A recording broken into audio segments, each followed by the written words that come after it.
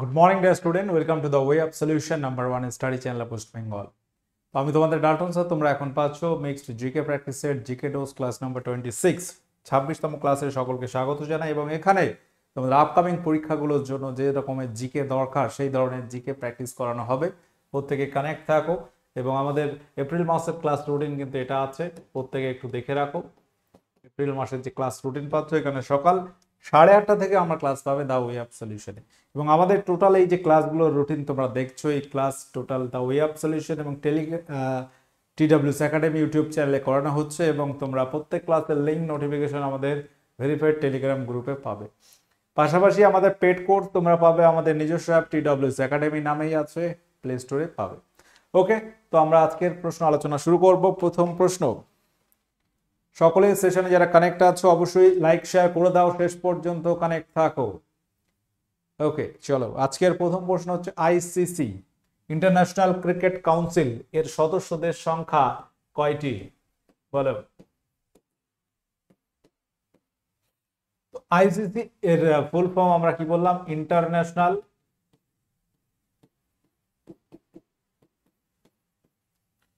Cricket council. এর headquarter কোথায় আছে? হেডকোয়ার্টার রয়েছে তোমার দুবাই। বর্তমান এর প্রেসিডেন্ট কে রয়েছেন? প্রেসিডেন্ট হচ্ছে গ্রেগ বার্কলে।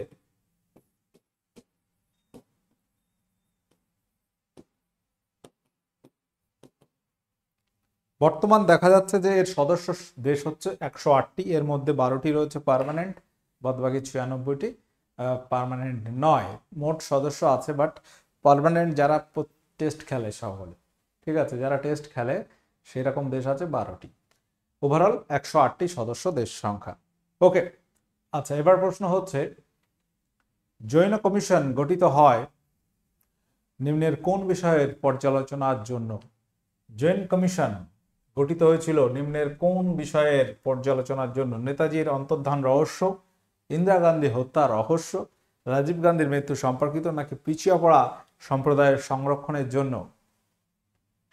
আচ্ছা, এটা আগেরটা কত নাম্বার প্রশ্ন ছিল? আগেরটা এটা 2 নাম্বারের প্রশ্ন, ঠিক আছে, 2 নাম্বার প্রশ্ন এটা। এটি গঠিত হয় কোন বিষয়ের পর্যালোচনার জন্য? সঠিক উত্তর হবে রাজীব গান্ধীর মৃত্যু সম্পর্কিত। 3 নম্বর প্রশ্ন হচ্ছে অ্যাংলো হিন্দু কলেজ কে প্রতিষ্ঠা করে? Anglo Hindu college. তো আগেরটা উত্তর কি দেখতে পেয়েছো? রাজীব গান্ধীর মৃত্যু সম্পর্কিত। 1985-এ রাজীব গান্ধীর মৃত্যু কত সালে হয়? মৃত্যু 85 সম্ভবত। আচ্ছা, অ্যাংলো হিন্দু কলেজ কে প্রতিষ্ঠা করে? বলো।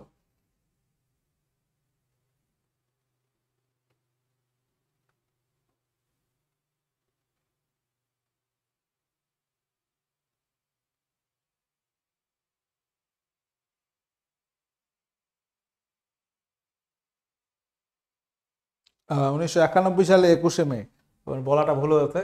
আর রাজীব গান্ধীর মৃত্যু হয়েছিল 21শে মে 1991 সালে, 1991। তো সেই মৃত্যু সম্পর্কিত রহস্য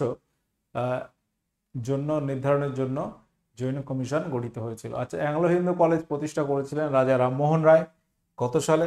1815 সালে। অ্যাংলো হিন্দু কলেজ যেটা প্রতিষ্ঠা করেছিল রাজা রামমোহন রায়। বলো, যে কোনো দেশের অর্থনৈতিক মাপকাঠি পরিমাপ করা হয় কোনটি দিয়ে? যে কোনো দেশের অর্থনৈতিক পরিমাপের মাপকাঠি কোনটি? GNP gross national product, GDP gross domestic product, NNP national. বলো কি হবে সঠিক উত্তর এখানে? সঠিক উত্তর হয়ে যাবে GNP। কোন দেশের অর্থনৈতিক ক্ষেত্রে আন্তর্জাতিক মার্কেটে GNP গ্রোস ন্যাশনাল প্রোডাক্ট, এটা হচ্ছে অর্থনৈতিক মাপকাঠি। আর GDP হচ্ছে ডোমেস্টিক, ভারতের ভিতরে অভ্যন্তরীণ পরিস্থিতি কেমন সেটা বুঝতে আমরা জিডিপির কথা বলি। জিডিপি এবং GNPর মধ্যে ডিফারেন্সটা কি? জিডিপি হচ্ছে GNP হচ্ছে GDP plus X minus M। এখানে এক্স হচ্ছে আমাদের দেশের বিভিন্ন ব্যবসায়ীরা বিদেশ থেকে কি পরিমাণ ব্যবসা করে নিয়ে আসছে, ধরো টাকা নিয়ে আসছে, ব্যবসা করে দেশে নিয়ে আসছে। আর মাইনাস করছি কোনটা, মাইনাস করছে হচ্ছে বৈদেশিক কোম্পানি যারা আছে ভারতে ব্যবসা করছে, দিয়ে আমাদের ভারত থেকে যে পরিমাণ অর্থ বাইরে নিয়ে যাচ্ছে, সেটা প্লাস মাইনাস করলে যেটা থাকবে তার সঙ্গে জিডিপি যোগ করলে যেটা পাবো সেটা হচ্ছে জিএনপি। কোন পরমাণুর কেন্দ্রকে নিউট্রন নেই?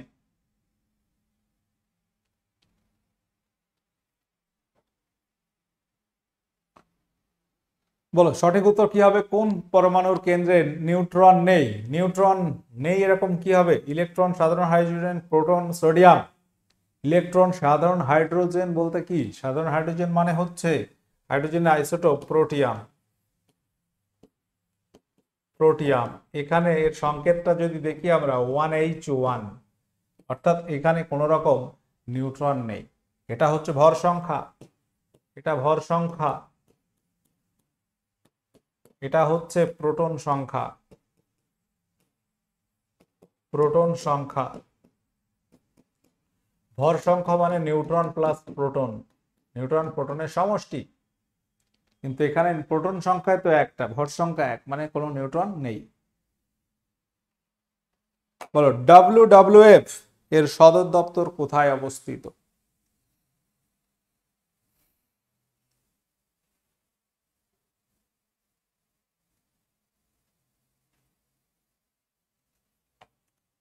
World wide fund for nature এর ফুল ফর্ম হচ্ছে world wide fund for nature. এর হেডকোয়ার্টার কোথায় আছে? গ্ল্যান্ড। গ্ল্যান্ডটা কোথায়? সুইজারল্যান্ডের। সুইজারল্যান্ড দেশের একটা শহর যার নাম হচ্ছে গ্ল্যান্ড, যেখানে রয়েছে এই WWF এর হেডকোয়ার্টার। এবং এই যে WWF এটি প্রতিষ্ঠিত হয়েছিল 29 এপ্রিল 1961 সালে। 29 এপ্রিল 1961 সালে এটি প্রতিষ্ঠিত হয়। বলো প্রথম ভারতীয় মহিলা পাইলট কে? মহিলা পাইলটের নাম কি? আরতি সাহা, লক্ষ্মী দেবী, দুর্বা ব্যানার্জি, শিখা ব্যানার্জি। সঠিক উত্তর কি হবে প্রত্যেকে বলো? প্রথম ভারতীয় মহিলা পাইলট তিনি হচ্ছেন অপশন সি, দুর্বা ব্যানার্জি। কারেক্ট উত্তর এটা আছে অপশন সি। এয়ারফোর্স একাডেমি কোথায় অবস্থিত? বলো ভারতবর্ষের এয়ারফোর্স একাডেমি এটি কোন শহরে অবস্থিত? কোয়েম্বাটুর, হায়দ্রাবাদ, দেরাদুন নাকি উত্তরপ্রদেশ রাজ্যে?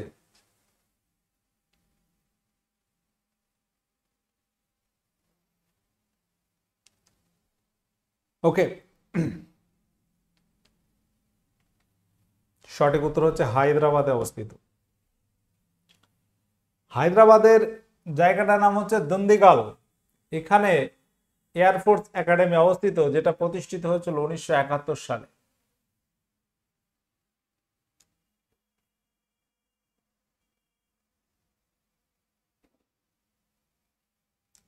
থ্রি মাস্কেটিয়ার্স বইটির রচয়িতাকে? থ্রি মাস্কেটিয়ার্স বইটির রচয়িতাকে? Charles Dickens, Charles Lamb, Kenneth Tynan নাকি আলেকজান্ডার ডুমাস? একটা সিনেমা হয়েছিল স্লামডগ মিলিয়নিয়ার, সেখানে একটা ওই যে কোন বানাবে করোড়পতি, ওরকম একটা সেন্স রয়েছে এবং সেখানে এই প্রশ্নটা করা হয়, লাস্ট কোয়েশ্চেন। থ্রি মাস্কেটিয়ার্স বইটির রচয়িতা কে? সঠিক উত্তর কি হবে বলো প্রত্যেকে? সঠিক উত্তর হচ্ছে আলেকজান্ডার ডুমাস, অপশন ডি।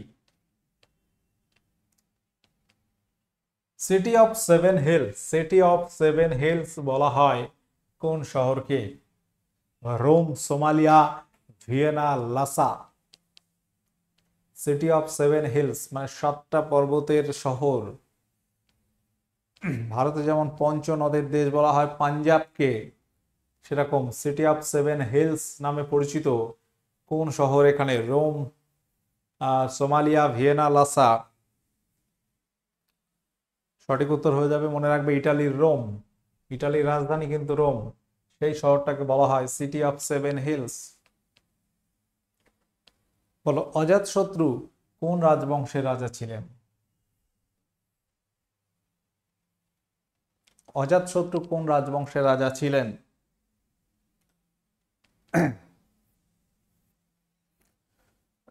শক, হর্ষঙ্ক, শিশুনাগ, নন্দ। সঠিক উত্তর হবে হর্ষঙ্ক বংশের রাজা ছিল অজাতশত্রু। হর্ষঙ্ক বংশের শ্রেষ্ঠ রাজা বলা হয় অজাতশত্রুকেই। বিম্বিসার পুত্র। এবার প্রশ্ন হচ্ছে ইন্ডিয়ান ক্যান্সার রিসার্চ সেন্টার এটি কোথায় অবস্থিত? ইন্ডিয়ান ক্যান্সার রিসার্চ সেন্টার এটি কোথায় অবস্থিত? দিল্লি, ব্যাঙ্গালোর, মুম্বাই, কলকাতা।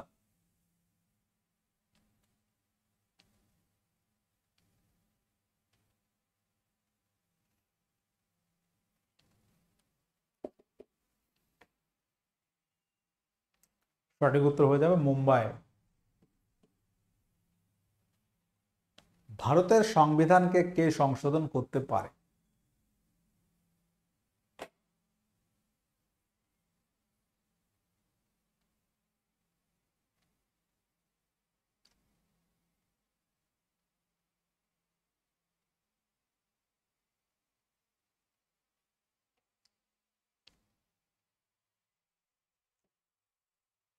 এটি পারে সংসদ, পার্লামেন্ট।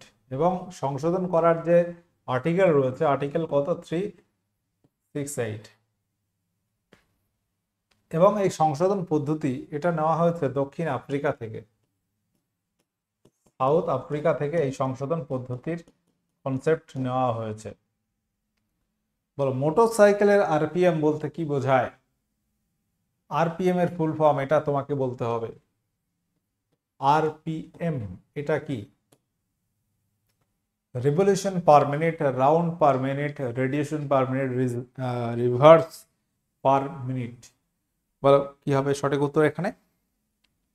আরপিএম এর ফুল ফর্ম হচ্ছে রিভলিউশন পার মিনিট। পার মিনিটে কতটা পাক খাচ্ছে, কতবার পাক খাচ্ছে।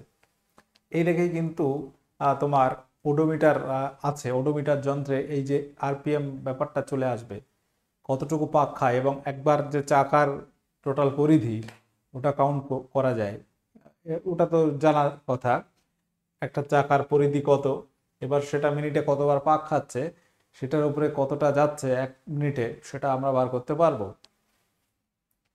ধরো এই চাকার পরিধি কথার কথা 10 মিটার, একটা জাস্ট নর্মাল কথা বলছি। তাহলে এটা যদি মিনিটে 30 বার পাক খায়, তাহলে 30 × 10 300 মিটার যাবে এক মিনিটে। আপাতন কোণ 55 ডিগ্রি হলে প্রতিফলন কোণ কত হবে? এটা আলোক রশ্মির কথা বলা হচ্ছে, একটা আলোক রশ্মির কথা বলা হচ্ছে। আলোক রশ্মি,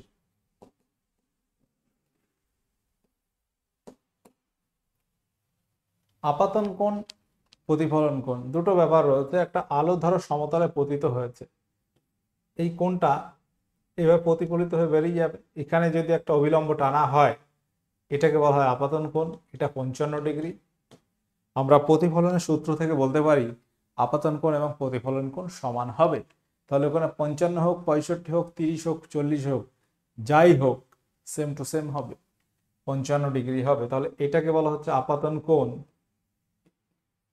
আপাতন কোণ এটা প্রতিফলনের সূত্র, এটাকে বলা হয় প্রতিফলন কোণ। এটা সেম টু সেম হবে, ঠিক আছে, একই হবে। এটাকে বলা হবে প্রতিফলন কোণ। বলো আরাম হারাম হে উক্তিটি কার? এই উক্তিটি কে করেছিল? আরাম হারাম, আরাম করা যাবে না, ঠিক আছে, আরাম করলে তোমার অনেক কাজ নষ্ট হয়ে যাবে। সবসময় যদি আরাম প্রিয় হও, দেখা যাবে সময়গুলো ঘুমিয়ে পার হয়ে যাচ্ছে, সময়টা কাজে লাগাতে পারছো না, ঠিক আছে, সবসময় অলসতা আসবে। পড়ছি, থাক পরে দেখবো, পরে পড়বো, ক্লাস করতে করতে হঠাৎ একটা ফোন আসলো, আর ঠিক আছে পরে দেখছি। তো এই যে ব্যাপারগুলো চলে আসে। তো এইরকম একটা উক্তি করেছিলেন আমাদের ভারতবর্ষের প্রথম প্রধানমন্ত্রী জওহরলাল নেহেরু। উক্তিটি হচ্ছে তার। কোন মুঘল সম্রাট তার গ্রন্থাগারের সিঁড়ি থেকে পড়ে মারা যান? প্রশ্নটা কিন্তু খুব ইম্পর্টেন্ট। মুঘল সম্রাটের নাম কি?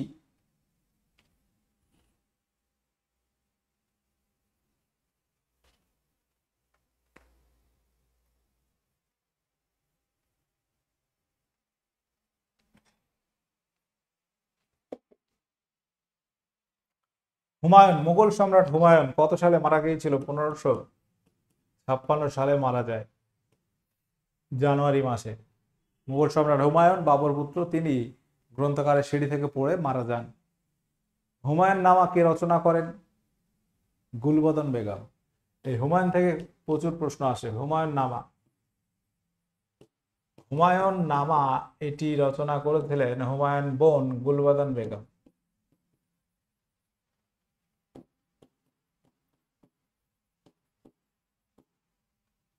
সেখানে হুমায়ুনের জীবনী আছে।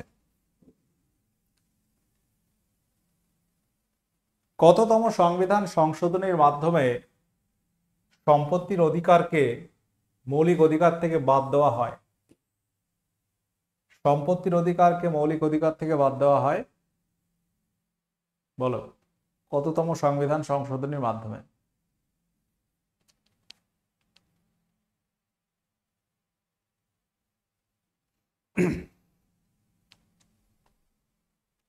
সালটা কত সাল? 1978 সাল। 44তম সংবিধান সংশোধনীর মাধ্যমে এটি বাদ দেওয়া হয়। বর্তমানে এটা আইনি অধিকার এবং 300A নাম্বার ধারায় আছে। নিচের কোনটি অবনীন্দ্রনাথ ঠাকুরের আঁকা নয়?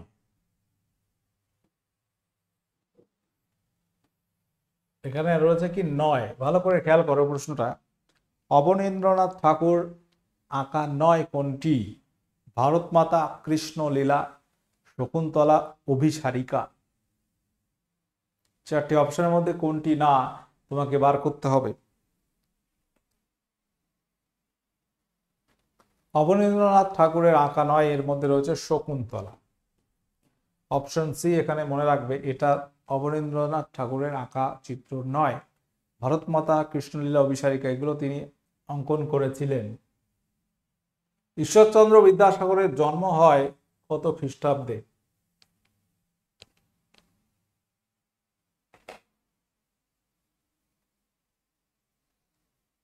মেদিনীপুর জেলার বীরসিংহ গ্রামে তার জন্ম হয়েছিল 1820 সালে। 1820 সালের 26শে সেপ্টেম্বর ঈশ্বরচন্দ্র বিদ্যাসাগরের জন্ম হয় এবং তার মৃত্যু হয়েছিল 29শে জুলাই 1891 সালে। ঈশ্বরচন্দ্র বিদ্যাসাগর, এই বিদ্যাসাগর উপাধি দিয়েছিল কলকাতা সংস্কৃত কলেজ প্রফেসররা, এবং তার উদ্যোগে আমরা জানি ভারতবর্ষে বিধবা বিবাহ প্রচলন শুরু হয়েছিল 1856 সালে আইন করে আর কি। সমাজ সংস্কারের মধ্যে বিদ্যাসাগরের নাম কিন্তু স্বর্ণাক্ষরে লেখা আছে ভারতবর্ষের ইতিহাসে। আচ্ছা, প্রত্যেকে তোমরা যারা আছো, কানেক্ট আছো, একটু দেখে রাখো আমাদের ফাউন্ডেশন ব্যাচ, যেটাকে আমরা তোমাদের সামনে প্রমোট করছি।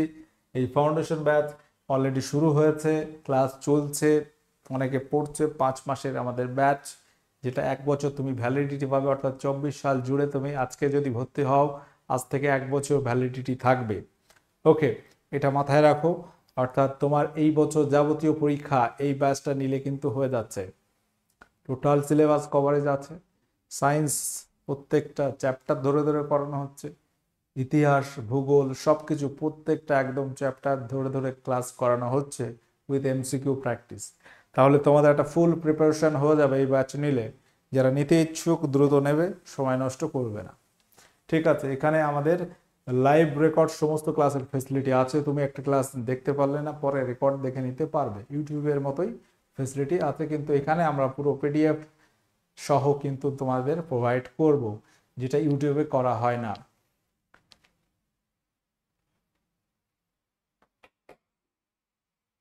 একুশ নম্বর কোশ্চেন, বিপন্ন প্রাণীদের তালিকা প্রকাশকারী বইটির নাম কি? এই বিপন্ন প্রাণীদের তালিকা প্রকাশকারী সংস্থা কি? IUCN। IUCN, international union conservation of nature. এই সংস্থা কি করছে? একটা বিপন্ন প্রাণীদের তালিকা প্রকাশ করছে। এই বিপন্ন প্রাণীরা যারা প্রায় বিলুপ্ত প্রায় প্রাণী, তাদের নাম নথিভুক্ত হয় সেখানে। এবং সেটাকে রাখা হয় রেড ডেটা বুকে। রেড ডেটা বুকে সেটা লিখে রাখা হয়, গ্রিন ডেটা বুকে রাখা হয় যেগুলো বিপন্ন হবে না। বলো, গীতা রহস্য বইটির রচয়িতাকে, গ্রন্থের রচয়িতাকে? গীতা রহস্য গ্রন্থের রচয়িতাকে? সরোজিনী নাইডু, সন্ধ্যাকর নন্দী, লালা লাজপত রায়, বাল গঙ্গাধর তিলক। খুব ইম্পর্টেন্ট কোশ্চেন আছে, প্রত্যেকে যারা কানেক্ট আছো অ্যান্সার করতে পারো। সঠিক উত্তর এখানে কি হবে? গীতা রহস্য গ্রন্থের রচয়িতাকে?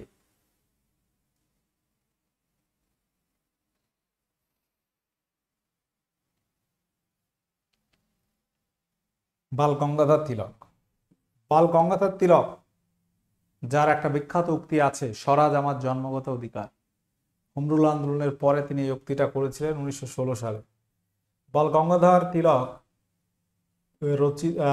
তিনি দুটো পত্রিকার সম্পাদনা করতেন, একটা হচ্ছে মারাঠা পত্রিকা, আর একটা হচ্ছে কেশরী পত্রিকা। এর সম্পাদক কে? পরীক্ষায় প্রশ্ন আসে। পত্রিকার সম্পাদক ছিলেন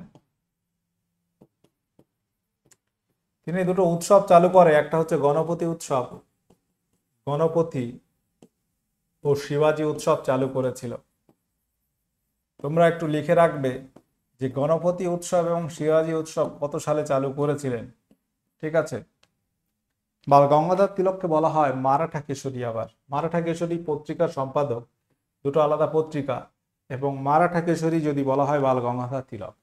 আরেকটা নামে তাকে বলা হয় লোকমান্য। যদি বলা হয় লোকমান্য, কাকে বলা হয়? লোকমান্য তিলক। বাল গঙ্গাধর তিলককে বলা হয়। এই হোম রুল আন্দোলনের পরে তাকে বলা হয়েছিল লোকমান্য বলা হতো।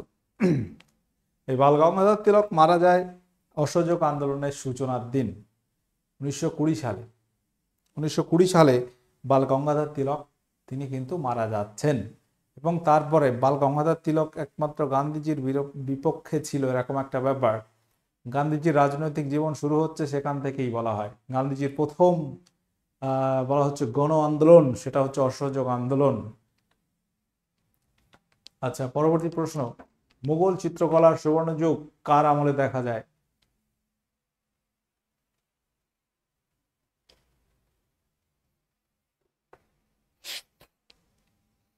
মুঘল চিত্রকলার সুবর্ণ যুগ আমরা বলবো কার সময়? জাহাঙ্গীরের সময়, সম্রাট জাহাঙ্গীর।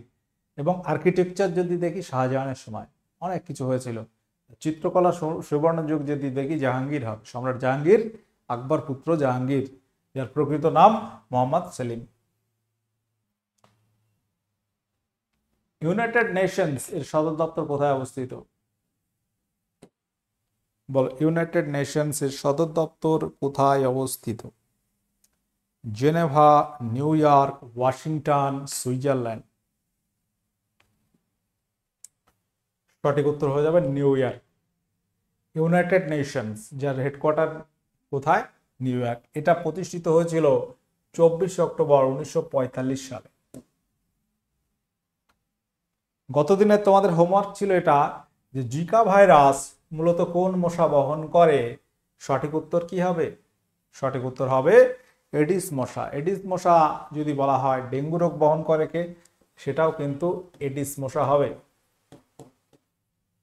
ডেঙ্গু মশা, সরি, ডেঙ্গু রোগ।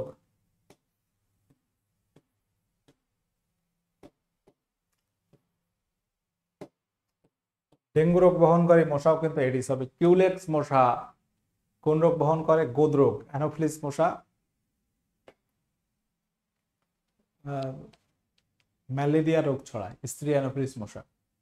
ঠিক আছে, চলো পরবর্তী প্রশ্ন।